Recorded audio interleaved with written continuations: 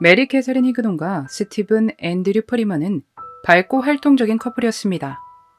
스포티한 커플로 두 사람은 고등학교 때부터 사귀어와 무려 7년이나 된 사이였습니다. 메리는 유치원 보조 파트타임으로 일을 했고 스티븐 역시 직장을 다니고 있었습니다. 네, 911입니다.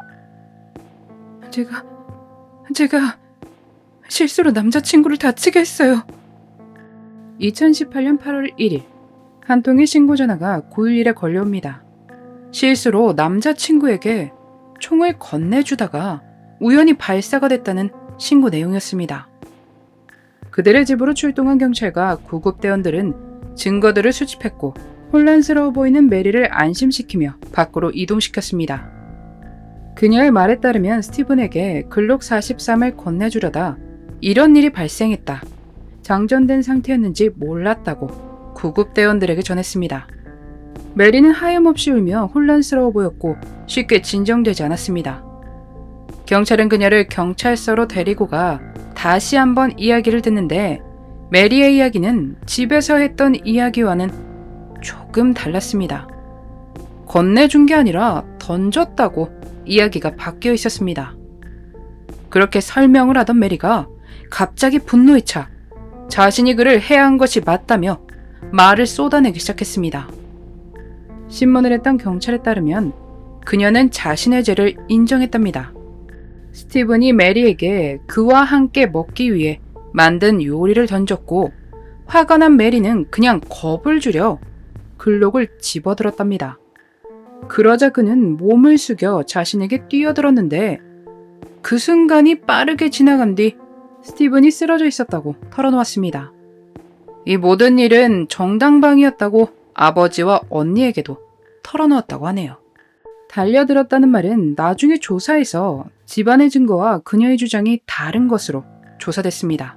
침대 시트 위에 혈흔의 흔적이 있었고 모양과 양으로 보아 그가 그곳에 앉아 있었던 것으로 보였습니다. 메리가 자백한 이 모든 것은 당연히 녹화 중이었습니다. 하지만 어처구니없게도 그녀가 자백하는 중요한 부분이 모두 노이즈가 껴 아무 소리도 들리지 않았고 이것은 쓸모가 없는 증거가 돼버립니다. 참 이게 무슨 일인가 싶습니다. 그렇게 그녀의 재판이 시작됩니다.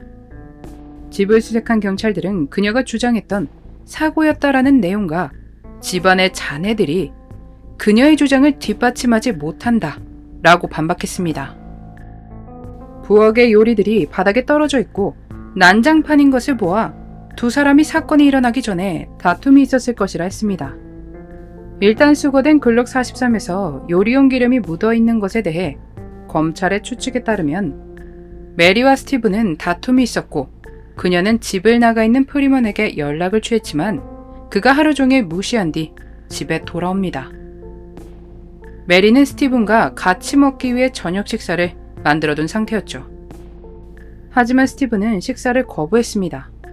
그것에 화가 난 메리가 탄창을 채우고 그를 향해 사용한 것이라는 겁니다.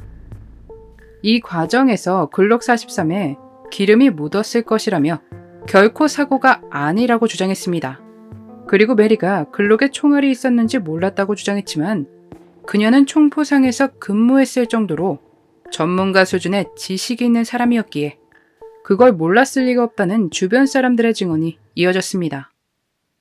이런 주장이 나오자 메리 측은 스티븐이 오래전부터 자신을 지속적으로 무섭고 거칠고 난폭하게 대했다고 주장했습니다.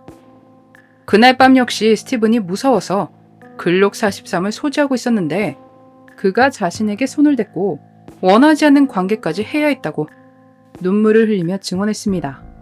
하지만 오히려 그녀가 스티븐에게 강박적으로 굴었으며 여러 번 손을 댔다고 친구들의 주장이 나왔죠. 두 사람이 말다툼을 벌이면 스티븐은 종종 집을 나가고는 했는데 그때마다 메리의 번호를 차단해 두었다고 합니다. 이 부분에 대해 직장 동료에 따르면 메리가 스티븐을 강박적으로 찾았기 때문이라고 하네요.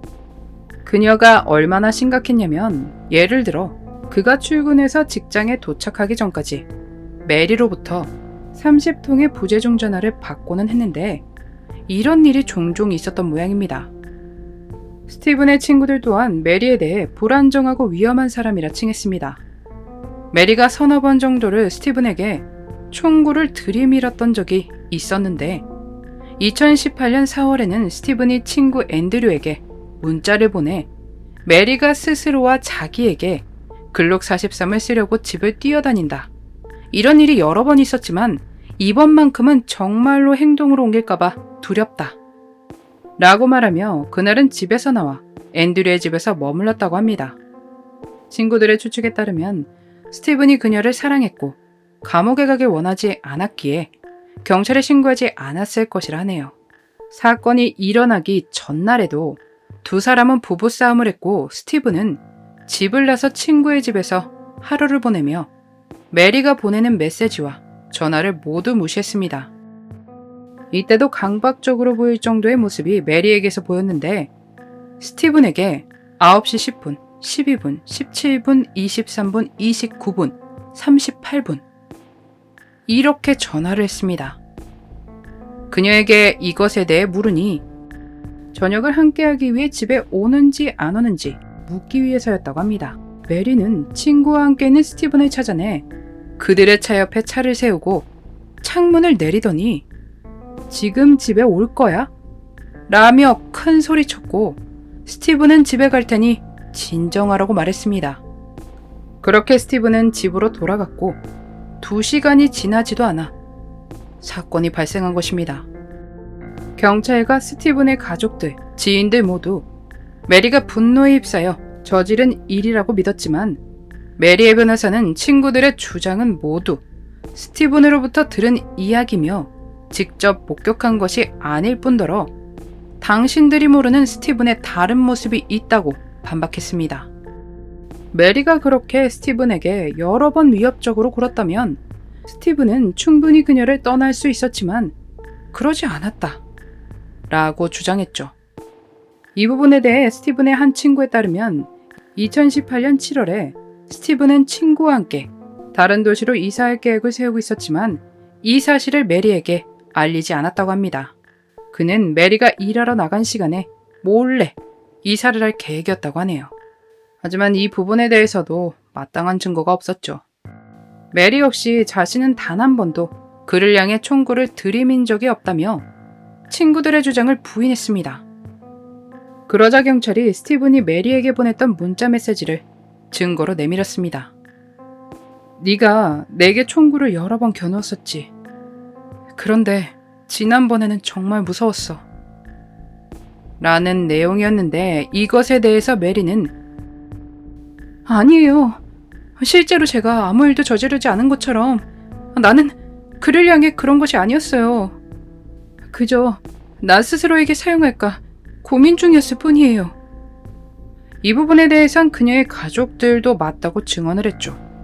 스티븐이 떠나거나 집에 돌아오지 않으면 스스로 해야 할 것이다 라는 말로 매번 다른 사람들을 걱정에 빠뜨렸다고 합니다. 이 사건은 여러 의심 가는 부분들과 그녀의 말이 조금씩 틀렸던 것과는 다르게 놀랍게도 무죄가 내려집니다.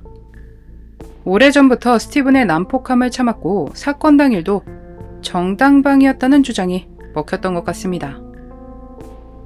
메리 본인이 자신은 예전부터 이런 일을 당해왔다 라는 주장을 했기 때문에 이런 부분들이 배심원들에게 더 와닿지 않았나 싶습니다.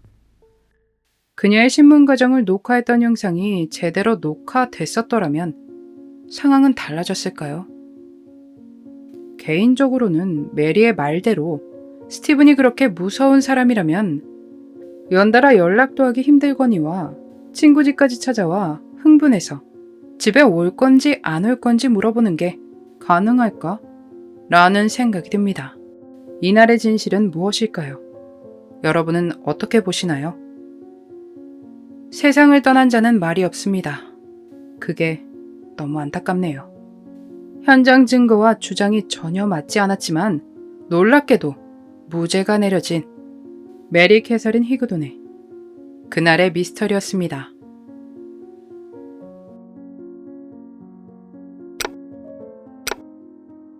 마지막까지 시청해주셔서 감사합니다.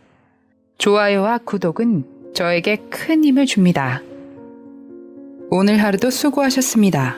좋은 밤 보내세요.